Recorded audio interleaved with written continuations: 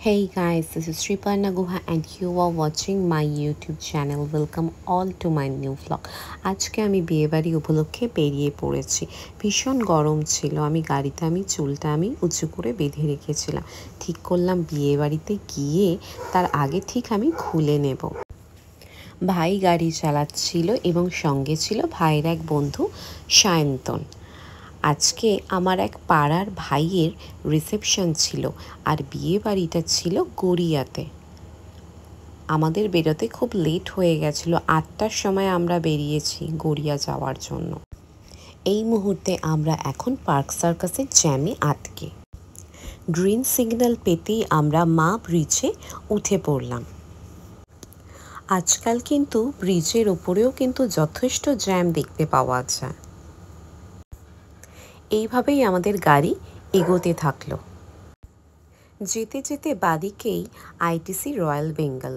লাইটগুলি সব অন রয়েছে, কি অপূর্ব দেখতে লাগছে। ৩ বছর আগে আমার জন্মদিনের দিন এখানে আমি বাফে ডিনার করতে এসেছিলাম। খাবার কিন্তু বলা যায় খুব মোটামুটিই ছিল।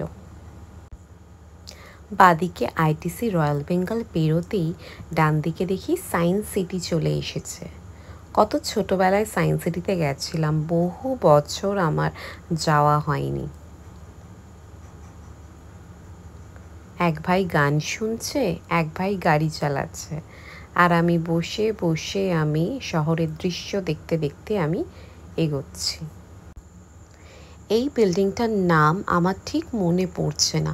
আপনাদের যদি কারোর জানা থাকে তাহলে নিশ্চয়ই কমেন্ট বক্সে আমাকে জানাবেন।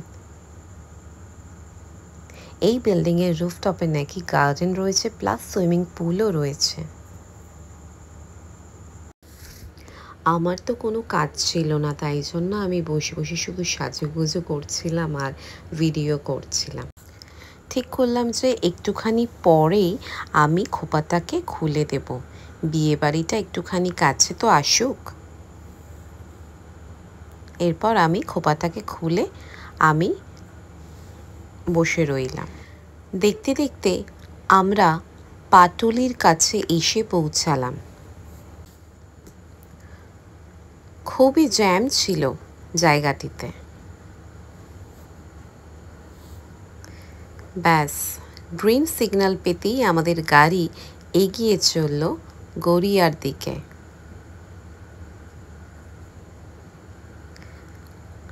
আমরা এখন গড়িয়া বাজারে এসে উপস্থিত হয়েছি।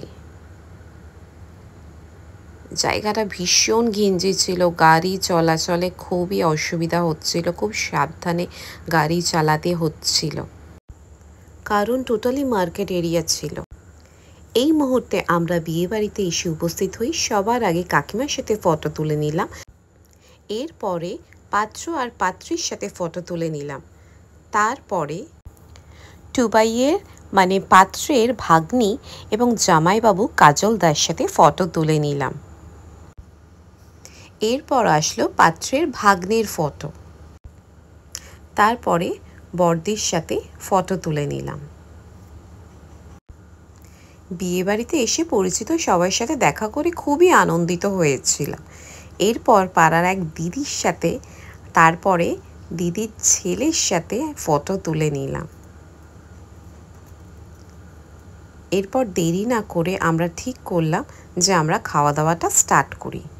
সায়ন্তন ইতিমধ্যেই খাওয়া দাওয়া স্টার্ট করে নিয়েছে আমি যেই সময় ফটো তুলছিলাম। এই রিসেপশনের অ্যারেঞ্জমেন্টটা করা হয়েছিল একটা স্কুলে।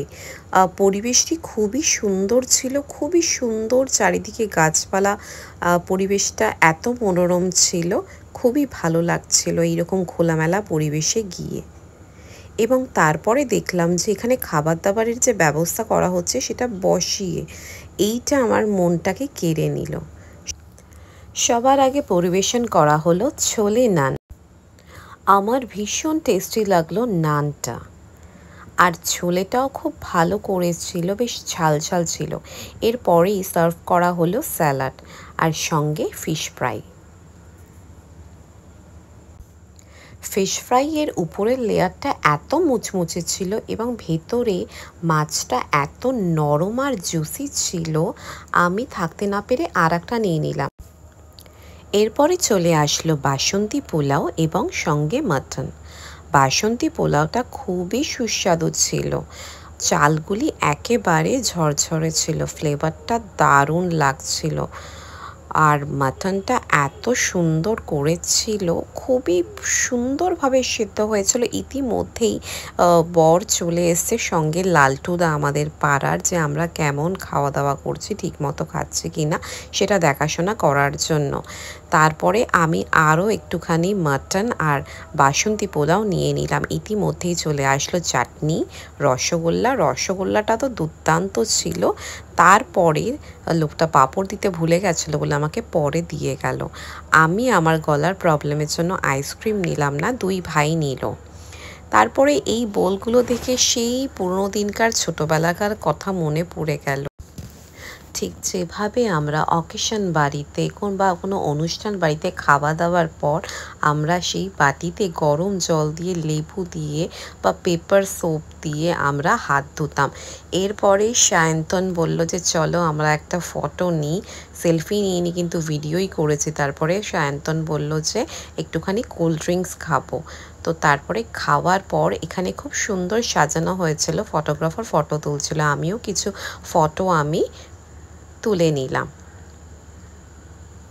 আর ভাইয়ের আর সায়ন্তনের একটা ফটো তুলে দিয়েছিলাম। তারপরে সবার সাথে যেই ফটোগুলি তুললাম সেগুলি আপনাদের সাথে আমি শেয়ার করলাম। এরপর আমরা বিয়ে বাড়ি থেকে বেরিয়ে পড়লাম বাড়িতে আসার জন্য, কারণ অনেক দেরি হয়ে গেছে। মা বাড়িতে একা ছিল, আমরা দুই ভাই বোনই ছিলাম না, তার জন্য আমরা বিয়ে বাড়ি থেকে বেরিয়ে পড়লাম। গাড়িতে সায়ন্তন ভাইকে অনেকবার বলেছে একটু গাড়ি দাঁড় করাতে, ও নাকি আবার আইসক্রিম খাবে। তো ভাই দাঁড় করায়নি, আমরা শিয়ালদায় এসে পৌঁছেছি। আমরা এখন এই প্রাচীর সিনেমার সামনে দিয়ে বাড়িতে ব্যাক করি। আমার ভিডিওটি যদি আপনাদের ভালো লেগে থাকে তাহলে প্লিজ লাইক করবেন, কমেন্ট করবেন এবং আমার চ্যানেলটিকে সাবস্ক্রাইব করবেন। প্রার্থনা করি টুবাইয়ের বিবাহিত জীবন সুখের হোক, মধুময় হয়ে উঠুক এবং আপনাদের সাথে নেক্সট ব্লগে আবার দেখা হচ্ছে। সবাই সুস্থ থাকবেন, ভালো থাকবেন।